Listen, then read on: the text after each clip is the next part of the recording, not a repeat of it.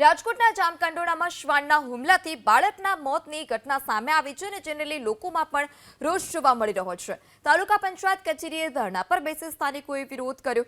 26 December 2024ના રોજ જામકંડોળાના ઇન્દિરાનગર વિસ્તારમાં શ્વાનોએ બચકા પડતા 7 વર્ષીય રવિ નામના બાળકનું મોત નીપજ્યું। સ્થાનિકોનો આરોપ છે કે ઇન્દિરાનગર વિસ્તારમાં ખુલ્લી જગ્યામાં મૃત પશુઓની ખાલ ઉતારવામાં આવે છે તે બંધ કરવામાં આવે। તો સરકારને અમે નમ્ર વિનંતી કરી છે કે ભાઈ આ છોકરાને જે ફાડી ખાયો હતો, મારી નાખ્યો, તો સરકારને જે સહાય આપવી હોય એ બાળક માટે મળે એવું અમારી વિનંતી છે।